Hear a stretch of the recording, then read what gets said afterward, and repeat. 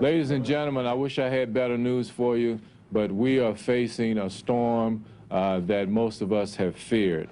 A mandatory evacuation order is hereby called for all of the parish of Orleans. Sunday morning in New Orleans, the National Weather Service issued a bulletin predicting a hurricane along the Gulf Coast of what it called unprecedented strength. The area will be uninhabitable for weeks, the bulletin predicted, and it went on to say, human suffering incredible by modern standards. The National Weather Service told us, we're scared for you. We're deeply scared for you. Now, this is government officials. They don't use those words. In the wake of 9/11, the newly created Department of Homeland Security had come up with a detailed plan for responding to such disasters. Nearly 500 pages long, it claimed to ensure seamless integration in the event of a national emergency of the federal government and local and state authorities. Before we get started, I want to very briefly introduce Michael Jackson. At noon that Sunday, Michael Brown, the director of the Federal Emergency Management Agency, presided over a teleconference with state, local, and federal officials. We're going to move fast, we're going to move quick, and we're going to do whatever it takes to help disaster victims. President Bush joined the briefing from his home in Texas. I want to assure the folks at the state level that we are fully prepared to not only help you during the storm, but we will move in whatever resources and assets we have at our disposal. Words like quick and fast, resources and assets sound reassuring, but it now appears that officials from President Bush on down to the local level were often using words that signified different things to different people. Even terms like mandatory evacuation. And folks, we've said it all morning, we will say it again. If you can get out of town, you need to get out of town. 28% of the population of the city of New Orleans is below the poverty line. And poor people tend to be less well informed and tend to be less mobile, not to have cars to get out. And so many of those who wanted to leave New Orleans but couldn't headed for the city's Superdome. By 3 o'clock Sunday afternoon, some 10,000 people had already gathered there. We've been out here since 9 o'clock. They need to organize this crowd. Katrina blew through New Orleans early Monday morning, a Category 4 hurricane with winds of up to 125 miles an hour. The mayor and some of his staff had set up a command center in the Hyatt Hotel beside the Superdome. The only communication we had was a laptop that we brought, and it had a wireless broadband card that worked all the way up into the Hyatt. So the mayor and the chief and all of us were getting our information via this little laptop. Finally, the internet feed goes out.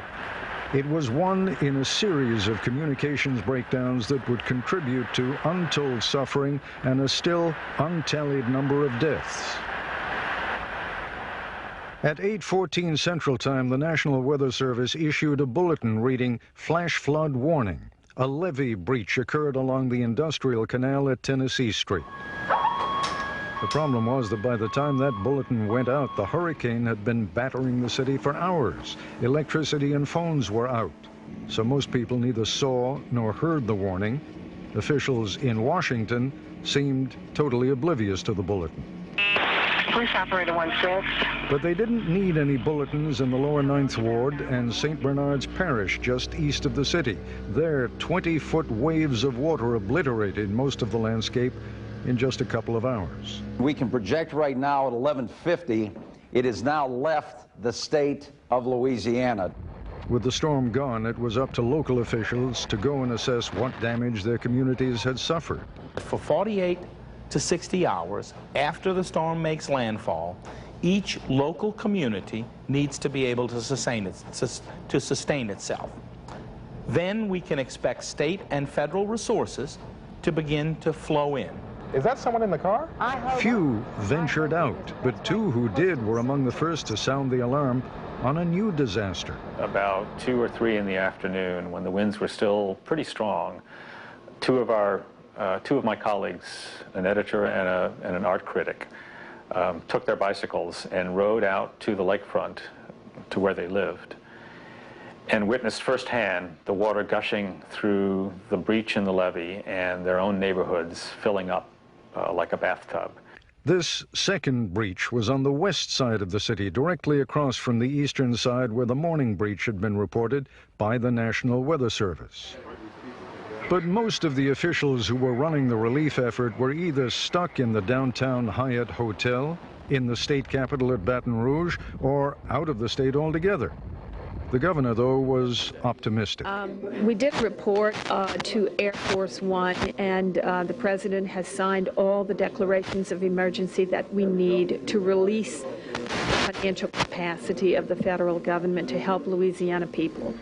Once the president landed in Arizona, he mentioned the hurricane in a speech devoted to Medicare, but in an odd foreshadowing of the disconnect that would plague the administration for the next several days, he made a reference to what sounded like a totally irrelevant conversation he had just had with his director of Homeland Security.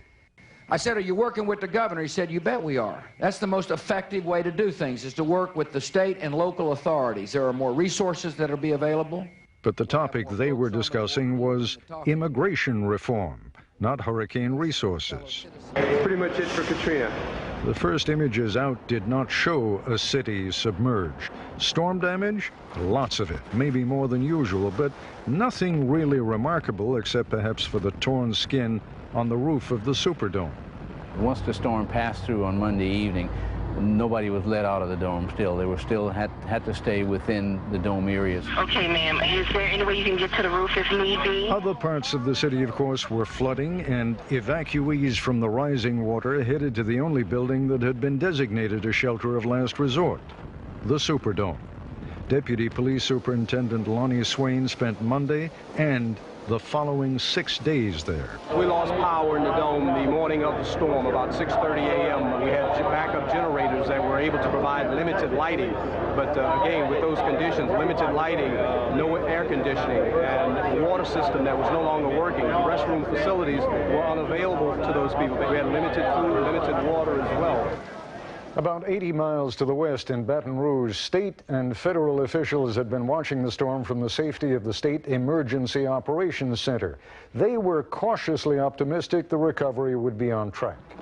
But as evening fell, according to her office, Governor Blanco told the president, "I need everything you've got." Director Brown, I hope you will tell President Bush how much we appreciate it. These are the times that really count, to know that our federal government will step in and give us the kind of assistance that we need and are in desperate need of. What I've seen here today is a team that is very tight-knit, working closely together, being very professional, and in my humble opinion, making the right calls. The federal government, though, was waiting for specific requests from the storm front. By asking for everything you've got, Governor Blanco was providing no guidance whatsoever. Another breakdown in communication. It's just unreal, and all of a sudden you're saying, guys, we're trapped. And not only we're trapped, hundreds of cell towers have gone out. No power, no way to do anything about it.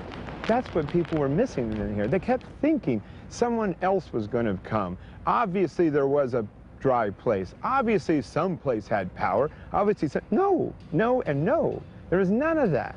This entire community completely underwater. And when the first aerial showing a much more expansive view of the area came in that evening, the devastation was quite visible to anyone who was watching. The actual downtown area seemed to be with the least flooding. Where we started to see some major flooding was, again, when we started working west from downtown and north towards the Pontchartrain. It got substantially worse. It was very frustrating to know what we knew and see that the story wasn't getting told to the nation and to the world. And do you think the mayor at that point understood that? I think he did, yes. Did the governor? Less so. She's in a remote location, and the communication between the state and local levels were not what they should have been. And what about the national government? I think the national government, from what I can see, was oblivious. The airport was closed. Those with cars had already left. The city needed buses, hundreds, maybe thousands of buses. Were you not asking FEMA for buses or any transportation? The National Guard on the scene was requesting buses. That was our constant task, to try to get those buses in there, because we knew we couldn't move those people. What were you hearing? What were you getting back? We were getting back that buses were en route. On a noon video conference with FEMA, state officials requested 500 buses. That request was eventually upped to 1,100. I had 70,000 people in this city who needed buses to get out. This was not the time you can contract anything. It was time to mobilize, and it didn't happen. It was about this same time that the president, on a trip to San Diego to commemorate the 60th anniversary of VJ Day, sent this message to Katrina's victims. The federal, state, and local governments are working side by side to do all we can to help people get back on their feet. Our teams and equipment are in place, and we're beginning to move in the help that people need. Raise the hoist, and away she goes. A limited number of Coast Guard and National Guard helicopter crews performed heroically, plucking stranded survivors off rooftops one by one. But with thousands of people trapped in or on their houses, it would take days to finish the job. A lot of the people that's on their roofs and are underwater and are drowning out there is because of the stupidity of the city officials. In those parts of the city where heavy vehicles could still pass, the Louisiana National Guard had a handful of trucks collecting people along the streets. But there were far too few vehicles to begin with, and as we would later find out, their remaining trucks were underwater. Everyone continued to be either dropped at or directed toward the Superdome. Those of us in trucks are picking them up in the back of our truck and bringing them over to the Superdome. So at this point, we're bringing people to Superdome. We're bringing people to Superdome. And every model said, you could have 10,000 people, or maybe. We were already like, oh, this is over 30,000, and we're still pulling people out. Many people tried to walk out of the city over the one bridge still accessible by foot. But over the next 3 days, people reported being turned away by police from the neighboring parish. At the parish line, the county line of Gretna, they were met with attack dogs and police officers with machine guns saying, you have to turn back. Go back. Because a looter got in the shopping center and set it afire, and we want to protect the property in this area. Meanwhile, the city and the mayor were still struggling to get word to outside officials. We are on an island, a complete and utter island. I've got 30,000 people in the Superdome. I've got no food and water, no power anywhere. At that point, we had to just focus on getting that word out. So, what was the word you were trying to get out? SOS. It's a very tough situation. Plans will unravel. FEMA is here. The federal government, I'm sure, will spare no expense. The plans are not firm yet. We're working with FEMA. We are grateful that FEMA is by our side. And then an extraordinary statement by the FEMA coordinator who insisted on downplaying the rising water. In the metropolitan area in general, in the huge majority of areas, it's not rising at all. It's the same, or it may be lowering slightly. In some parts of New Orleans, because of the 17th Street breach, it may be rising, and that seemed to be the case in parts of downtown. But I don't want to alarm everybody that, New Orleans is filling up like a bowl. That's just not happening. To understand the extent of the communications breakdown, listen to this statement by the Secretary of Homeland Security made at the end of the week. It was on Tuesday that the levee, may have been overnight, Monday to Tuesday, that the levee started to break. And it was midday Tuesday that I became aware of the fact that there was no possibility of plugging the gap and that essentially the lake was going to start to drain into the city. Remember, the National Weather Service had issued a bulletin that the first levee had broken at 8:14 Monday morning, not Tuesday, and the second levee had broken by 2 p.m. Monday afternoon. Late Tuesday afternoon, with thousands still stranded by the water, local officials called for anyone with a boat to help with the rescue effort. By the end of that day, the Superdome was surrounded by 2 to 3 feet of water, and the population had exploded. At 10:15 Tuesday evening, Governor Blanco ordered an evacuation of the stadium. But it was an empty gesture. There was no timetable, no destination, and, most telling of all, no trucks, no buses. People were now desperately searching for an alternative. Out of one area into the other area. So Terry Ebert, New Orleans Homeland Security Director, says he began directing evacuees to the city's convention center. That well-intentioned order would lead to some of the darkest moments of the catastrophe. Governor Blanco finally spoke to the president at 2:20 p.m. She asked for 30,000 troops and made a general request for buses, boats, and helicopters. A little after 5 p.m., the president spoke from the Rose Garden. Our first priority is to save lives. We're assisting local officials in New Orleans in evacuating any remaining citizens from the affected area. But in some cases, people were simply being moved from one hellhole to another. As night fell, the crowd at the underpass grew weary and frustrated. The elderly and sick lay on cots in the open. Doctors set up a triage system and did their best to evacuate the worst cases by ambulance. Those who remained were forced to rest on the ground amid the garbage. They needed buses, and there were none. It's no coordination right now. You look at what we see, it's total chaos right now. It's nothing. I mean, all we want is to be helped right now. We're displaced already. Finally, just before midnight, several buses did arrive. They loaded up and headed for Houston, but that was the last of the buses until morning. You can't do it filling out forms saying I'm going to contract buses and this. You can't do it. You got to mobilize the forces. Had to be top down. It had to be top down rather than bottom up. Yeah. Coming here and asking me what I need, I don't know what I need. I got, I got a city buried.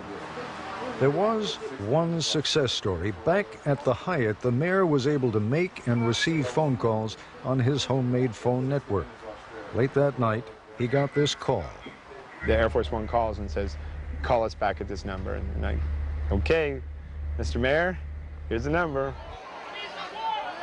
Although there is now communication, Thursday would be the bleakest day yet. It's been 3 days since the levees broke. President Bush gave his first television interview of the week to Diane Sawyer. I don't think anybody anticipated the breach of the levees.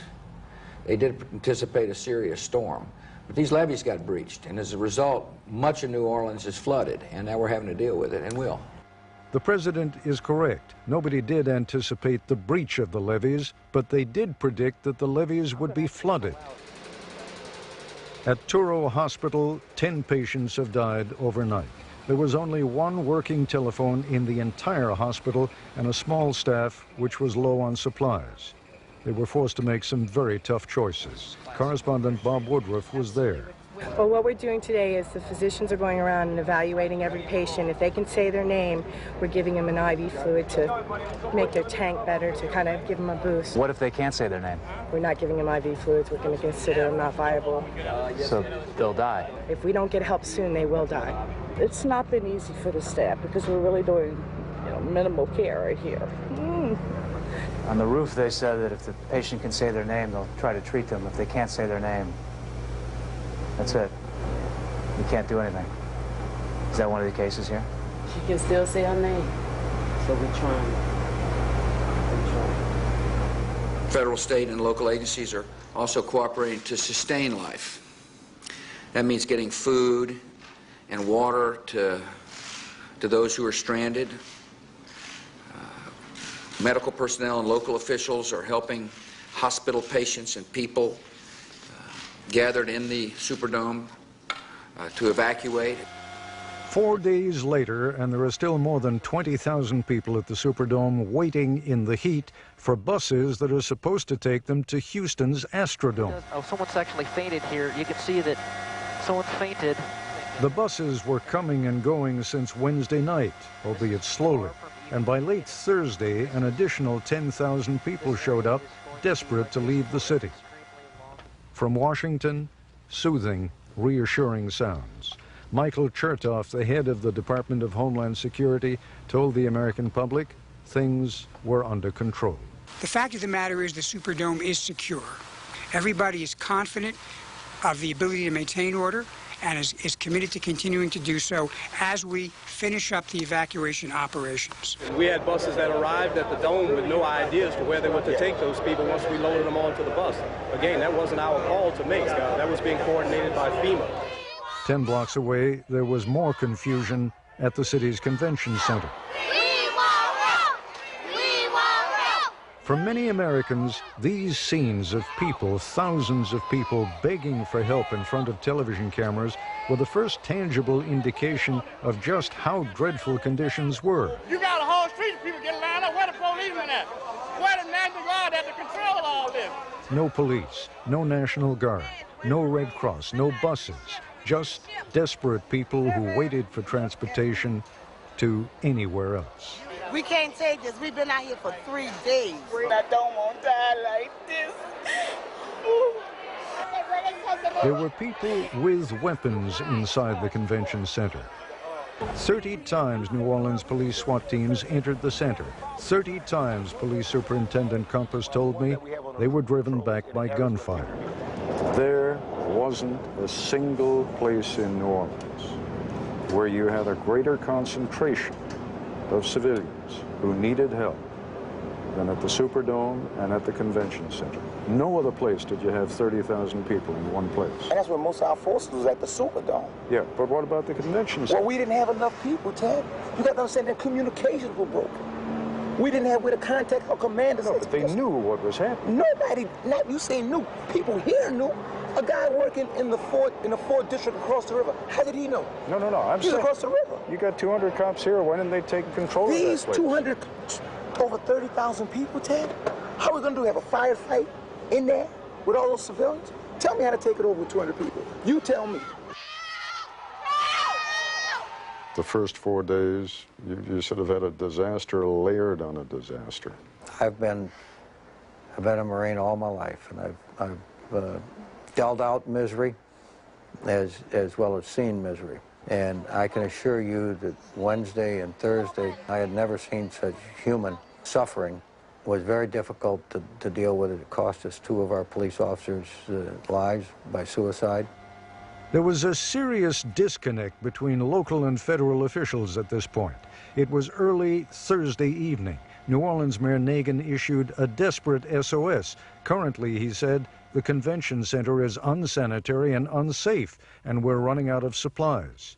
Mr. Brown, FEMA's Mike Brown appeared on Nightline. Don't you guys watch television? Don't you guys listen to the radio? We've been so focused on doing rescue and life-saving missions and evacuating people from the Superdome that when we first learned about it, of course, my first gut instinct was get somebody in there, give me truth on the ground, let me know, because if it's true, we've got to help those people. The people in the convention center are being fed. The people on the bridges are being With all due respect, sir, the people in the convention center are not being fed. Our reporters... The people in the Superdome, I'm sorry, you're absolutely correct. A frustrated Mayor Nagin had reached his limit. He called a local radio station. We're hearing them say 14,000 National Guard people are about to be on the ground, and we're looking around like, no, they're not. You see, as he starts finally getting the real version out of what was happening, you feel his heart breaking, and you feel the anger. Don't tell me 40,000 people are coming here. They're not here. It's too doggone late. Now get off your asses and let's do something, and let's fix the biggest goddamn crisis in the history of this country. I'm Peter Mayer in Washington. President Bush leaves for the disaster zone an hour from now. But one Louisiana official says the federal recovery effort is a national disgrace. I'm supposed to be in a shelter. This is not a shelter. This is hell's hole. Who is in charge here? No one. The results are not acceptable.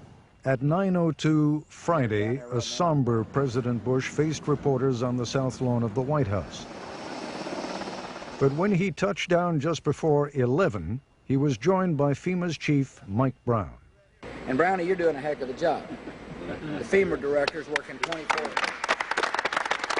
but FEMA in general, Mike Brown in particular, and increasingly the president himself were being viewed as not having done a heck of a job at all. This is the only one. There had not been a single place in New Orleans that was appropriately stocked and ready to shelter and care for the thousands of evacuees. That was the city's failure. They tells us they got 500 buses coming. Where they at? We've been here 5 days, hauling, eating, drinking. That's right. If FEMA was responsible for providing those buses, it failed miserably. But neither the state nor the city of New Orleans had any viable backup plan for evacuation either. When this convoy of buses finally arrived at the Superdome Friday, some parents were so desperate they passed sick infants over the crowd, begging the guardsmen to take them. Some collapsed and had to be carried outside. Anybody see a little girl in a pink wheelchair? 10 blocks away, Nightline correspondent Chris Bury was at the convention center. It is now afternoon. Thousands of people remain trapped inside this convention center, and there is no sign of any bus or anything that might suggest an evacuation is being planned or imminent in any way. And after 5 days without running water, sanitation, medicine, the stench inside this building is almost unbearable. We hungry, we starving, we need help. In a minute, we're gonna be eating each other. We just need to get out of here. We're going to die here. It's just as simple as that. Many did die at the convention center, their bodies simply covered with sheets. I'm going to be on the truck by myself. Police Superintendent Eddie Compass bridled at the suggestion that he and his men could have done more to bring order. We're trying to take guns with our hands. We weren't even shooting back because they had civilians in there. We were fighting for our lives. Do you understand? There was no plan, no order, no cohesion. We did not ever have the capability of moving these people out. There's only one organization in the United States that could respond on anything of this magnitude. That's the military. And we've got to have them up front rather than in the rear 3 or 4 or 5 days down the line, because they know how to do these things. But it wasn't until Friday, the same day the president came to New Orleans, that the military turned out in force. Over 1,000 more National Guardsmen poured into the city. It's about time they showed up. And for the first time, military convoys loaded with food, water, and supplies rolled up to the convention center. Stop the Iraq! Stop the Iraq! We got this! We got this! Food is here! Water is here! Leading the cavalry was Lieutenant General Honoré, a cigar-smoking 3-star veteran dubbed the John Wayne Dude by the mayor. They'll be out of here by sundown? No. How do you move 20,000 people by sundown? No, hell no. It was ours. Having heard reports of guns inside, SWAT teams and the military arrived with weapons locked and loaded. From the perspective of those stranded inside, the rescuers looked more like men prepared to put down a prison riot. I'm pleased to report that the convention center is secure. One of the objectives that we had today was to move in and secure that convention center. It would be one more day before the buses finally came. You know, I'm going to fly out of here in a minute, but I want you to know that I'm not going to forget what I've seen. I understand the devastation requires more than one day's attention. It had to be an intensely sobering experience for the president. For 5 days, America, first responder to the world's emergencies and leader in communication, failed to communicate and was agonizingly slow to respond to its own people in distress. It had a wireless broadband card that worked all the way up into the Hyatt. So the mayor and the chief and all of us were getting our information via this little laptop. Finally, the internet feed goes out. It was one in a series of communications breakdowns that would contribute to untold suffering and a still untallied number of deaths. At 8:14 Central Time, the National Weather Service issued a bulletin reading "Flash flood warning." A levee breach occurred along the Industrial Canal at Tennessee Street. The problem was that by the time that bulletin went out, the hurricane had been battering the city for hours. Electricity and phones were out, so most people neither saw nor heard the warning. Officials in Washington seemed totally oblivious to the bulletin. Police operator 16. But they didn't need any bulletins in the lower 9th Ward and St. Bernard's Parish just east of the city. There, 20-foot waves of water obliterated most of the land. Nearly 500 pages long, it claimed to ensure seamless integration in the event of a national emergency of the federal government and local and state authorities. Before we get started, I want to very briefly introduce Michael Jackson. At noon that Sunday, Michael Brown, the director of the Federal Emergency Management Agency, presided over a teleconference with state, local, and federal officials. We're going to move fast, we're going to move quick, and we're going to do whatever it takes to help disaster victims. President Bush joined the briefing from his home in Texas. I want to assure the folks at the state level that we are fully prepared to not only help you during the storm, but we will move in whatever resources and assets we have at our disposal. Words like quick and fast, resources and assets sound reassuring, but it now appears that officials from President Bush on down to the local level were often using words that signified different things to different people. Even terms like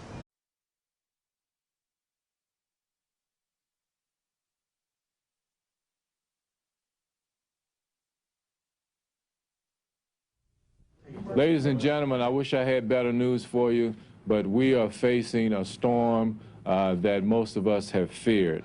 A mandatory evacuation order is hereby called for all of the parish of Orleans. Sunday morning in New Orleans, the National Weather Service issued a bulletin predicting a hurricane along the Gulf Coast of what it called unprecedented strength. The area will be uninhabitable for weeks, the bulletin predicted, and it went on to say, human suffering incredible by modern standards. The National Weather Service told us, we're scared for you. We're deeply scared for you. Now, this is government officials. They don't use those words. In the wake of 9/11, the newly created Department of Homeland Security had come up with a detailed plan for responding to such disaster. Escape in just a couple of hours. We can project right now at 11:50, it has now left the state of Louisiana. With the storm gone, it was up to local officials to go and assess what damage their communities had suffered. For 48 to 60 hours after the storm makes landfall, each local community needs to be able to sustain itself. Then we can expect state and federal resources to begin to flow in. Is that someone in the car? Few ventured out, but two who did were among the first to sound the alarm on a new disaster. About 2 or 3 in the afternoon, when the winds were still pretty strong, two of my colleagues, an editor and an art critic, took their bicycles and rode out to the lakefront to where they lived and witnessed firsthand the water gushing through the breach in the levee and their own neighborhoods filling up like a bathtub. This mandatory evacuation. And folks, we've said it all morning, we will say it again, if you can get out of town, you need to get out of town. 28% of the population of the city of New Orleans is below the poverty line. And poor people tend to be less well informed and tend to be less mobile, not to have cars to get out. And so many of those who wanted to leave New Orleans but couldn't headed for the city's Superdome. By 3 o'clock Sunday afternoon, some 10,000 people had already gathered there. We've been out here since 9 o'clock. They need to organize this crowd. Katrina blew through New Orleans early Monday morning, a Category 4 hurricane with winds of up to 125 miles an hour. The mayor and some of his staff had set up a command center in the Hyatt Hotel beside the Superdome. The only communication we had was a laptop that we brought, and